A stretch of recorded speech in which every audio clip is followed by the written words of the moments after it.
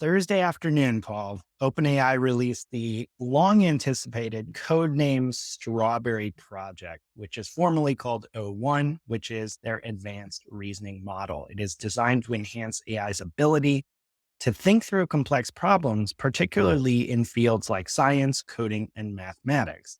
O1 is engineered to spend more time thinking before responding, mimicking human cognitive processes. So, this approach allows the model to reason through complex tasks and solve harder problems than previous models. One of the key innovations here is the use of what's called chain of thought reasoning.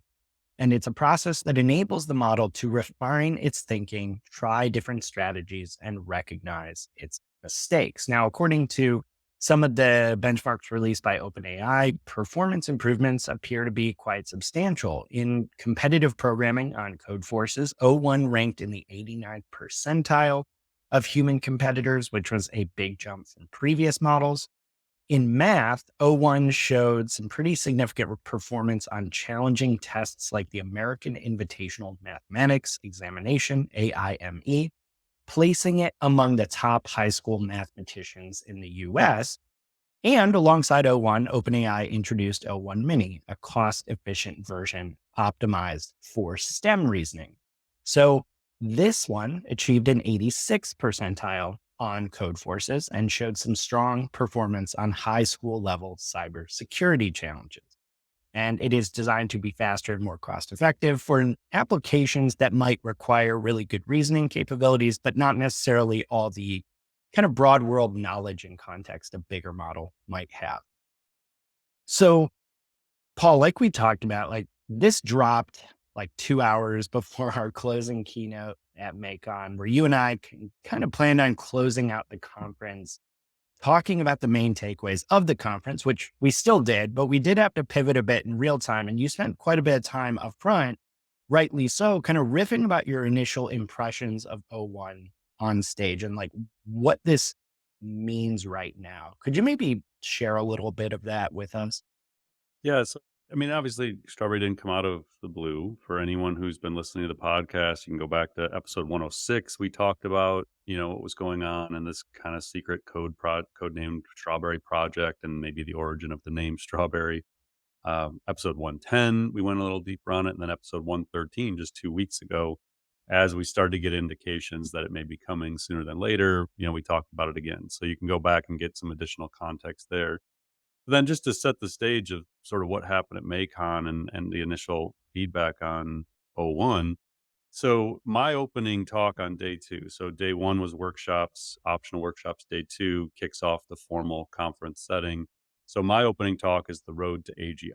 And in this road to AGI, I actually kind of went into the stages of artificial intelligence that OpenAI had previously shared internally and that Bloomberg reported on in July of this year. And in their world, level one is chatbots, AI with conversational language. That's what we had up until this moment, basically. That's what we've had with all the different models. Level two in OpenAI's modeling of the future is reasoners, human level problem solving. Level three is agents, systems that can take actions. Level four, innovators, AI that can aid in invention, which we're actually going to touch on a little bit later in a rapid fire item. And then level five, organizations, AI that can do the work of an organization. I spent quite a bit of time talking about that in my opening keynote. So I had sort of set the stage that we knew reasoning capabilities were coming, that this level two that OpenAI was envisioning was already here, at least in their world, because they've had this for a while.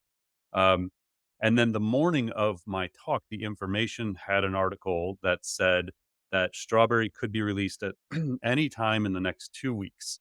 So then Tuesday, I think it was Tuesday night, if I remember correctly, someone came up to me at the conference, and I don't remember who it was or what company they were with. It was a very quick conversation, and he said, "It's coming on Thursday." Said, "I have a source at OpenAI, like Strawberry's dropping Thursday." Oh boy. And I was like, okay." Like he seemed fairly confident in it, but I didn't know if he truly had any inside information. But it wasn't the first thing I'd heard that week that it was coming this week.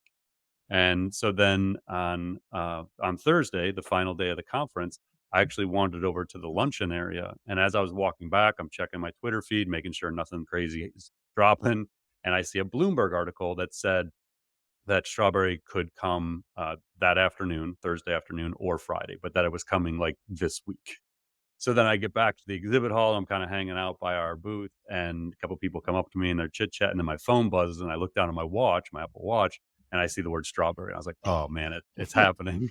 So I had to like politely exit the conversation I was in because I realized like, "Oh my god, like if it's out right now, we have like 2 hours to figure out what to do about this." So I go back to like the team office, and Mike I think was sitting there getting ready for his. So he was doing a talk at 4:05 Eastern time that day, and then Mike and I together had a 4:35 closing keynote that he had mentioned. That was more of like a podcast style conversation. And so I go in and I was like, dude, what do we do? Like we have to obviously adapt to this. And so what we decided to do was I was gonna when I was introducing Mike at 4:05 for his 30 tools in 30 minutes talk.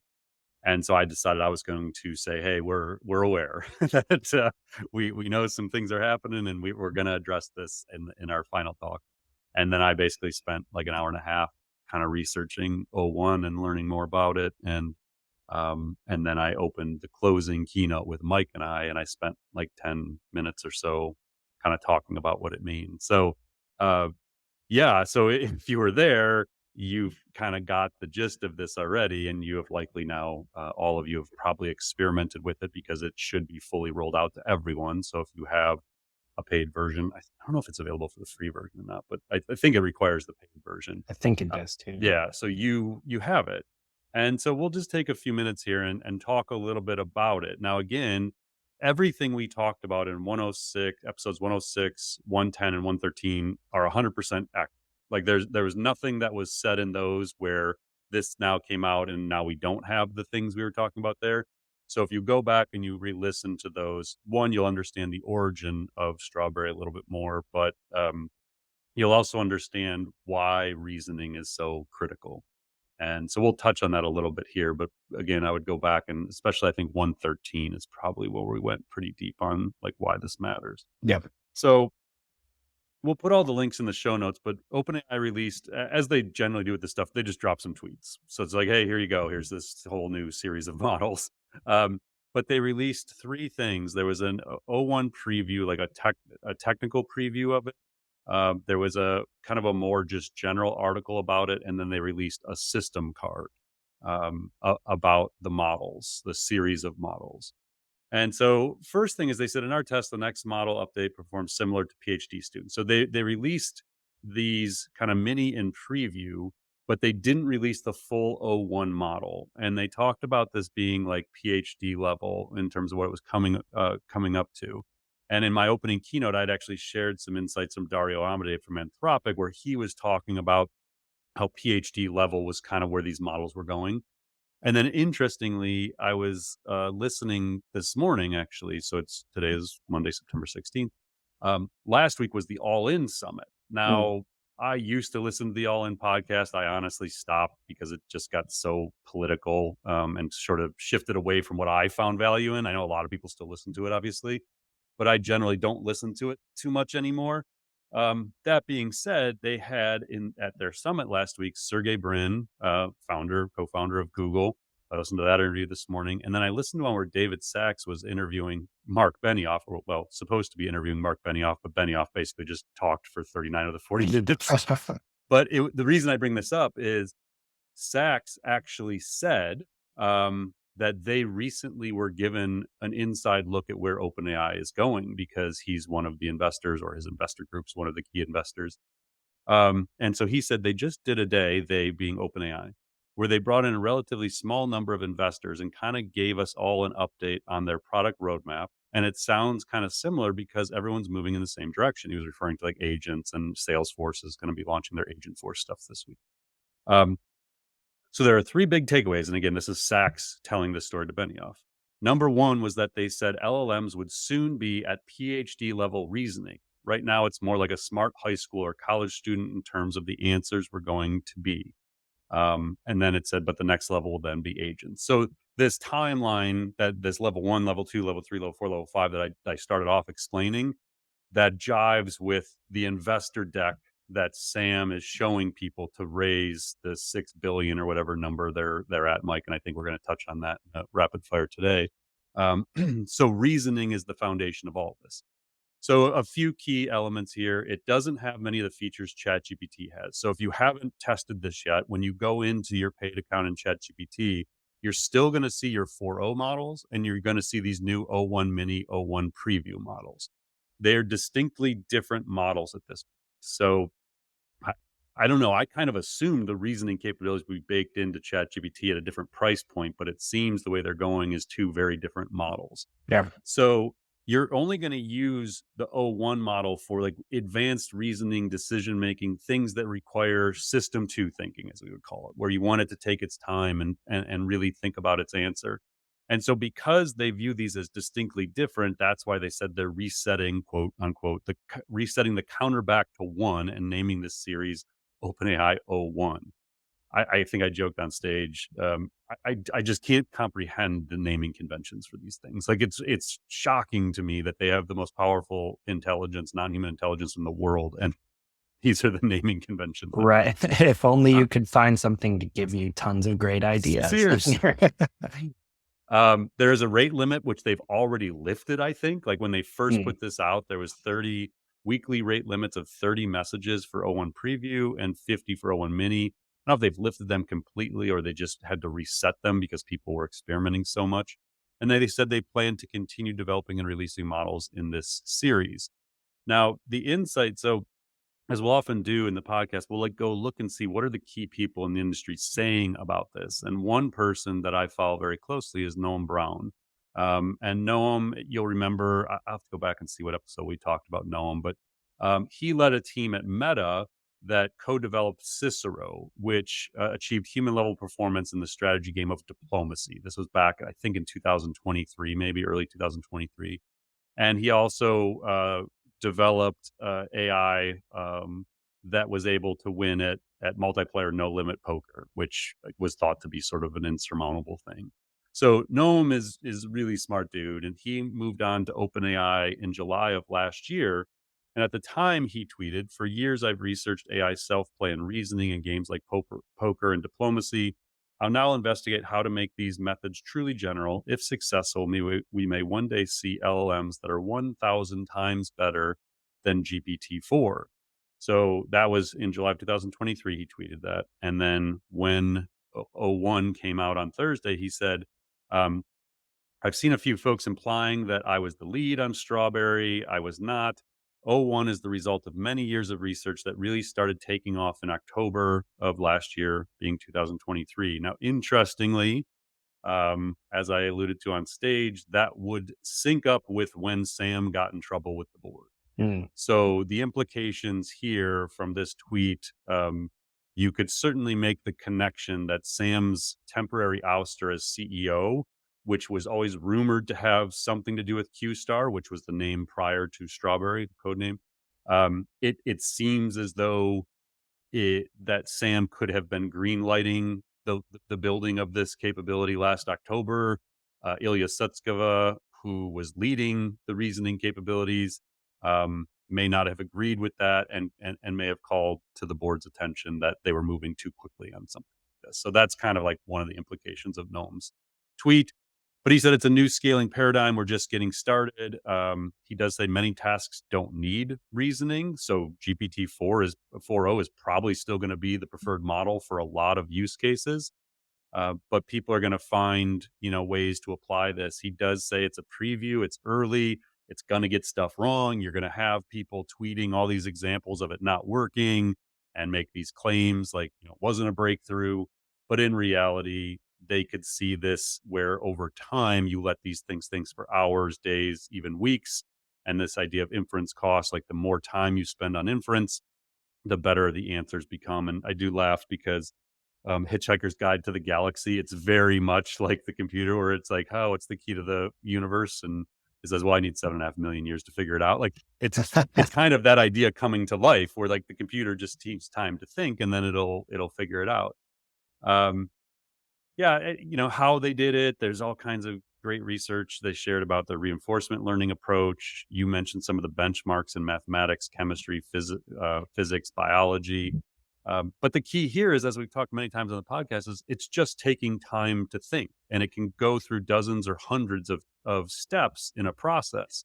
And this is just the beginning. And I think that's maybe the most important thing is whatever you see now, this is like, I don't know that if this is an overstatement or not, but it's kind of the GPT-1 moment for reasoning models.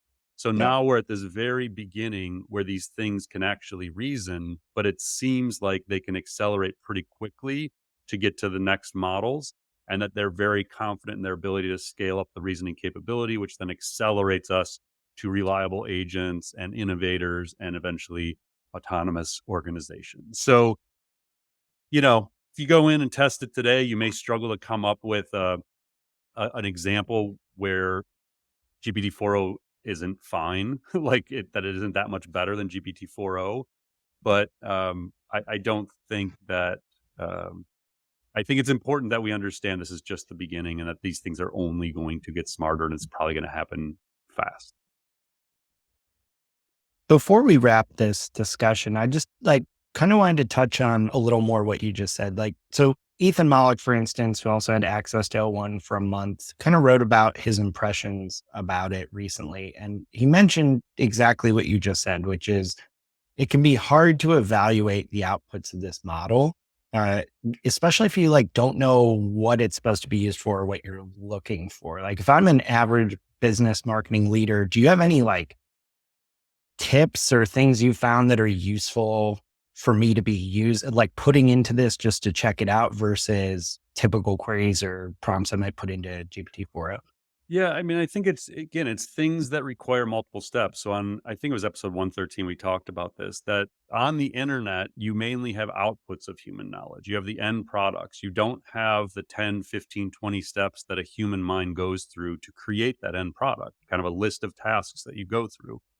And so that's how I think about this. Like the way I'm going to test it, like that I'm excited about trying, and I haven't had time to do yet, is I'm thinking about our business for 2025 and beyond. And there's a bunch of challenges I see and problems to solve and opportunities to evaluate. And so I actually intend to use this model. And what I'm going to do is have 4.0 simultaneous with it, maybe Claude, maybe Gemini. Like I may test all of them at the same time, Hmm. but I want to use it to help me go through a chain of thought to evaluate the future of our business. And so I don't know exactly what those prompts are going to look like, but when I do that, I usually have either a notepad or a Google Doc open, and I sit there and I create a list of things I'm going to think through to arrive at decisions. So if I want to decide, hey, should we launch a conference in the UK next year? The output, I could ask GPT-4o that, and it could do something really fast and say, well, here's what you need to consider, and da da da. That's system one thinking. But if I use O1, my assumption is it's going to go through a whole bunch of steps to try and arrive at that decision. It's going to take its time and think. And so that's what I need. It's what you would use a consultant for traditionally. It's what Mm. you and I, Mike, would sit around and just have a drink and brainstorm over. When we do Right. that, our mind is thinking about all these different variables. And so I'm excited to try it in that way as a true strategy assistant or peer, where I can just talk about complex ideas that require a lot of thinking. And I'm hoping it can accelerate my how I work through those ideas basically. And maybe even illuminate some steps I wouldn't have thought to take, because if you haven't tried it yet, to Mhm. our listeners, it'll tell you the steps it's doing. So if you say here's what I'm trying to evaluate for next year, I want to think through different options for, growth of the company. It'll say, okay, I'm considering this now. I need to, and it may ask you questions. It may help you drill into these things. So that's how I'm thinking about it. Yeah. And Ethan Mala gave a great example of a crossword puzzle or Sudoku puzzle, things that require steps to go that you normally just see the output.